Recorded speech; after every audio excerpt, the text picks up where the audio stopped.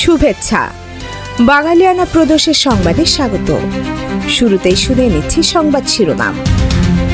নির্বাচনের আগে দেশে ব্যাপক খাদ্য সংকটের শঙ্কা, ক্ষুধার মুখোমুখি হতে পারেন 1,60,00,000 মানুষ। উপদেষ্টা আসিফ নজরুল জানালেন, খুব শিগগিরই জানা যাবে গণভোট কবে হবে, সিদ্ধান্ত নেবেন প্রধান উপদেষ্টা। দক্ষিণ কোরিয়ায় বৈঠক করলেন ডোনাল্ড ট্রাম্প ও শি জিনপিং, শুল্ক কমিয়ে শান্তির বার্তা। বিএনপি বলছে, নির্বাচনের আগে কোনোভাবে গণভোট নয়, জাতির উপর জোর করে জুলাই সনদ বাস্তবায়নের পদ্ধতি চাপানো হলো। এবার অন্যান্য সংবাদের সঙ্গে বিস্তারিত। 2 মাসের মধ্যে খাবারের সংকটে পড়তে যাচ্ছে দেশের 1,60,00,000 মানুষ। পাশাপাশি তীব্র অপুষ্টির মুখোমুখি হবে 16 লাখ শিশু। এমন আশঙ্কার কথা উঠে এসেছে সরকার ও উন্নয়ন সহযোগীদের করা খাদ্য নিরাপত্তা ও অপুষ্টি সংক্রান্ত জাতীয় বিশ্লেষণে। একদিকে নির্বাচনী তোড়জোড়, অন্যদিকে খাদ্য সংকট। আগামী ডিসেম্বরে দেশে যখন পুরোপুরি চলবে নির্বাচনী আবহ, তখন খাবারের সংকটে থাকবে লাখ লাখ মানুষ। খাদ্য মন্ত্রণালয়ের খাদ্য পরিকল্পনা ও পরিধারণ ইউনিট, ইউনিসেফ এবং বিশ্ব খাদ্য সংস্থার গবেষণায় এসব তথ্য উঠে এসেছে। গবেষণায় বলা হয়, 13 জেলায় 1.5 কোটি মানুষের জন্য খাদ্য সংকট এখন বড় উদ্বেগের বিষয়। সঙ্গে 12 লাখের বেশি রোহিঙ্গা জনগোষ্ঠীর জন্য খাবারের চিন্তা। নানা কারণে দ্রব্যমূল্যের ঊর্ধ্বগতিকে খাদ্য সংকটের ঝুঁকির কারণ হিসেবে দেখা হচ্ছে। সব জায়গাতেই চাপ পড়ছে সাধারণ মানুষের ওপর। রাজনৈতিক অস্থিরতাকেও ঝুঁকির একটি কারণ মনে করা হচ্ছে। এখান থেকে বেরিয়ে আসতে সরকারকে আরও দায়িত্বশীল হওয়ার পরামর্শ বিশেষজ্ঞদের।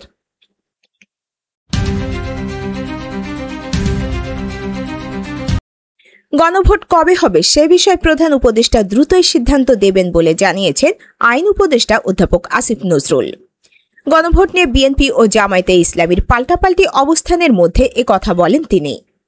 30 অক্টোবর বৃহস্পতিবার উপদেষ্টা পরিষদের বৈঠক শেষে বিকেলে রাজধানীর ফরেন সার্ভিস একাডেমিতে এক সংবাদ সম্মেলনে কথা বলেন উপদেষ্টা আসিফ নজরুল।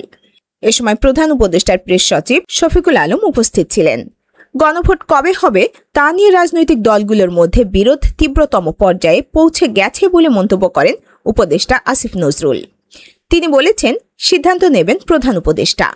প্রধান উপদেষ্টার নেতৃত্বে আমরা থাকব, আমরা সহায়তা করার জন্য থাকব। সিদ্ধান্ত এটা কোনো পার্টিকুলার কেউ নেবেন না, এটা আপনারা নিশ্চিত থাকেন। এই সিদ্ধান্ত প্রধান উপদেষ্টা নেবেন, দ্রুতই সিদ্ধান্ত নেওয়া হবে।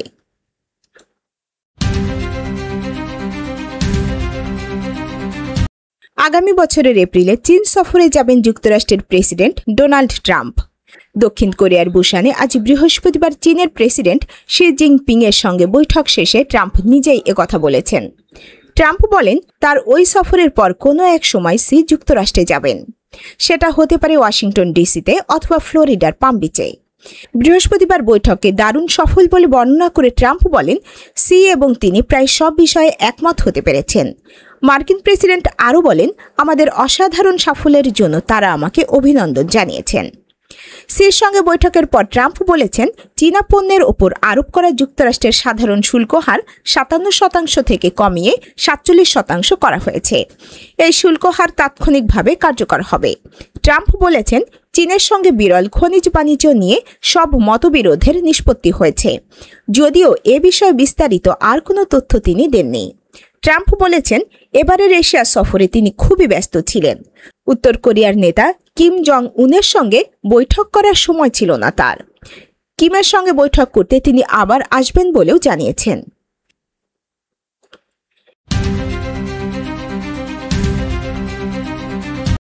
বিএনপির মহাসচিব মির্জা ফখরুল ইসলাম আলমগীর বলেন, জুলাই সনদ বাস্তবায়নে জাতীয় ঐক্যমত্য কমিশনের দেওয়া সুপারিশ একপেশে এবং তা জাতির ওপর চাপিয়ে দেওয়া হয়েছে। বৃহস্পতিবার দুপুরে রাজধানীর গুলশানে বিএনপির চেয়ারপারসনের রাজনৈতিক কার্যালয়ে আয়োজিত এক সংবাদ সম্মেলনে মির্জা ফখরুল একথা বলেন। জুলাই সনদ বাস্তবায়নের সুপারিশ নিয়ে প্রয়োজনে বিএনপি প্রধান উপদেষ্টার কাছে যাবে বলে সংবাদ সম্মেলনে জানান মির্জা ফখরুল। জাতীয় নির্বাচনের আগে গণভোট অযৌক্তিক, অবিবেচনাপ্রসূত বলেও সংবাদ সম্মেলনে মন্তব্য করেন বিএনপির মহাসচিব।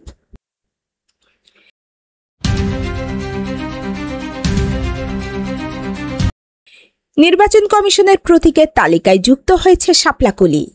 ইসি সচিব আক্তার আহমেদের স্বাক্ষরে 30 অক্টোবর এ সংক্রান্ত গেজেট প্রকাশ হয়েছে। এবছরের ফেব্রুয়ারিতে আত্মপ্রকাশ করা জাতীয় নাগরিক পার্টি এনসিপি শাপলা প্রতীক ছাড়া নিবন্ধন নেবে না বলে জানিয়ে আসছিল। এ নিয়ে দলটির শীর্ষ নেতৃত্ব ইসির ওপর ক্ষোভও প্রকাশ করছিল। অবশেষে ইসি আগের তালিকায় সংশোধন এনে নতুন তালিকা প্রকাশ করল। এতে 119টি প্রতীক সংরক্ষণ করা হয়েছে, যেখানে শাপলাকলি নামে নতুন প্রতীক যোগ করা হয়েছে। নির্বাচন পরিচালনা বিধিমালায় আগে শাপলা সংশ্লিষ্ট কোনো প্রতীকই ছিল না। যুক্তরাষ্ট্রের হোমল্যান্ড সিকিউরিটি বিভাগ নতুন এক নিয়ম ঘোষণা করেছে। এখন থেকে অভিবাসী কর্মীদের কাজের অনুমতিপত্রের মেয়াদ আর স্বয়ংক্রিয়ভাবে নবায়ন করা হবে না। হাজার হাজার বিদেশি কর্মীর ওপর এর নেতিবাচক প্রভাব পড়বে। হোমল্যান্ড সিকিউরিটি বিভাগ গতকাল বুধবার জানিয়েছে, 2025 সালের 30 অক্টোবর বা তারপর থেকে যেসব অভিবাসী কর্মী তাদের ইএডি নবায়নের জন্য আবেদন করবেন, তারা আর স্বয়ংক্রিয়ভাবে মেয়াদ বাড়ার সুবিধা পাবেন না। তবে 30 অক্টোবরের আগে যে ইএডির মেয়াদ নিজে থেকেই বেড়েছে, সেগুলোর কোনো সমস্যা হবে না।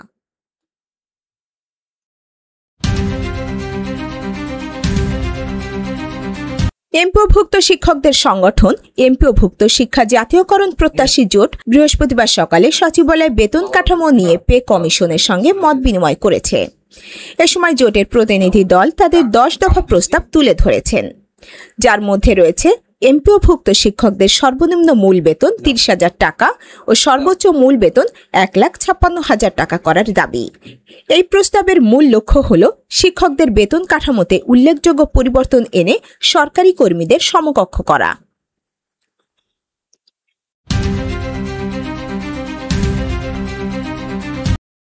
তিন দশকের বেশি সময় পর যুক্তরাষ্ট্রে পরমাণু অস্ত্রের পরীক্ষা পুনরায় চালুর নির্দেশ দিয়েছেন প্রেসিডেন্ট ডোনাল্ড ট্রাম্প।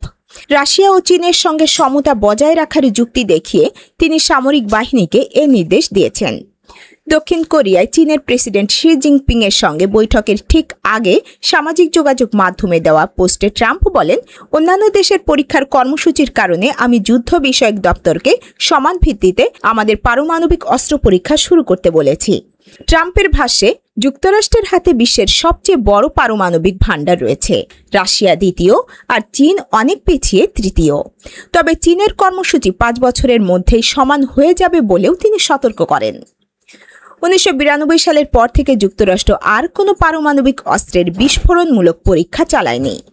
শীতল যুদ্ধের অবসানকালে সাবেক রিপাবলিকান প্রেসিডেন্ট জর্জ এইচ.ডব্লিউ. বুশের আরোপিত স্থগিতাদেশ সেই ধারাবাহিকতা বজায় ছিল।